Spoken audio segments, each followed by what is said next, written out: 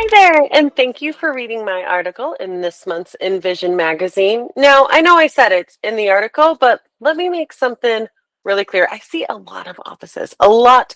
I get to see a lot of what really works with offices and what really doesn't, what makes offices really struggle. And one thing that is evident by far is that the most elite opticals set time for their team training. I can't stress it enough. It's really, really impactful. Now, many of you will sit here and be like, yeah, but every time I do a team training, it ends up that, someone's griping about something or somebody takes the opportunity to start whining about the way we do things in the office. I totally get it. But if you know how to properly structure your meeting, it's something that can actually be amazingly beneficial for your practice. We talked about 4 things in the article, so I'm going to go ahead and lay out and dive in a little bit deeper to each of those to tell you a little bit more of what we teach our Spexy members and things that you can go about implementing in your office right now. So the first thing, a written plan and a timeline. How many times have you guys ever been in a meeting and you're like, oh my gosh, this is running on and on and on, and it's taking forever and it's exhausting? Well, even though this is their daily lives and everyone should be very, I guess, charged and excited to learn more and to be better at their job, not everybody is. Okay. And the first thing that you could do to keep everybody on track is have a written plan and a timeline.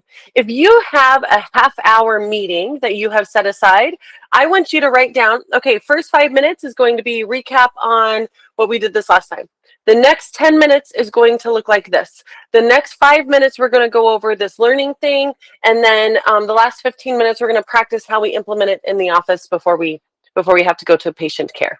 Okay, that gives them some timeline to go, oh my gosh, is this person going to stop talking like ever? So it gives them an opportunity to really give them your full attention because there's a timeline on when they're moving to the next thing. So it's really important.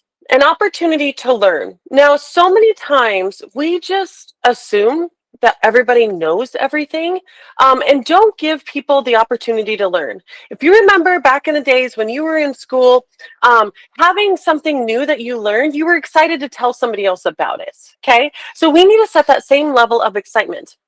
Now, sometimes we might have a bunch of know-it-alls in your office, and that's okay. What you want to do is create some involvement then. So you want some opportunity to learn and some involvement. So it could look like if you are teaching something new, have that taught lesson or whatever, or today we're going to learn about retinal photos and the things that we see in retinal photos, or today we're going to learn great techniques to stop our patients when they say, I'm going to take my prescription. What are things that we can be saying to get them to stay? There are very strategic ways. We teach this in the Stop the Walkout series for all of my members. Go ahead and head there. You can go check it out. When we're learning something, then you want to have some time for some involvement. So if there's something that you've learned, then let's go ahead and involve the team.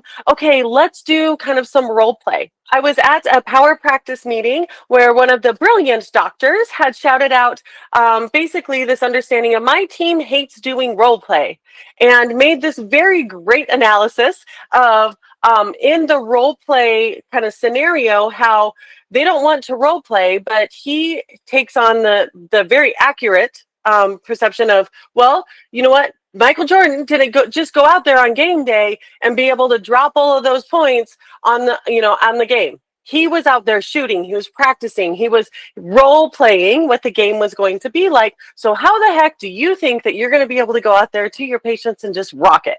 You don't.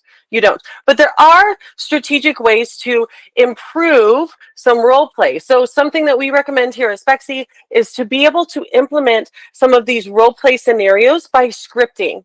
And so everyone comes up with kind of a standard script, and you have everyone write it down, and then you have them modify it a little bit.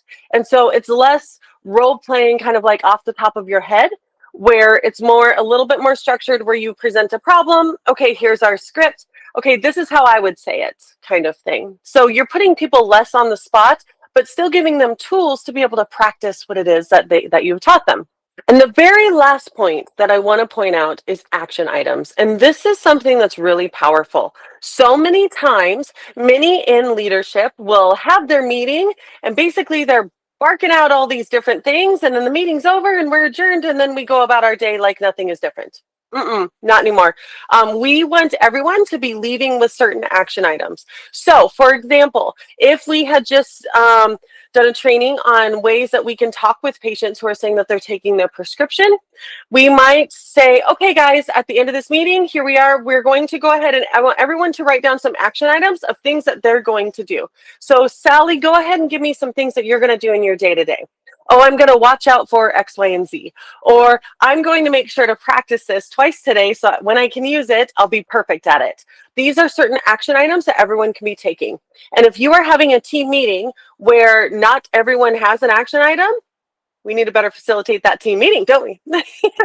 That's what we can help with over at Spexy. But until then, I hope that this was helpful for all of you. Thank you for joining me in this month's article in Envision magazine. I'll see you next month. Bye.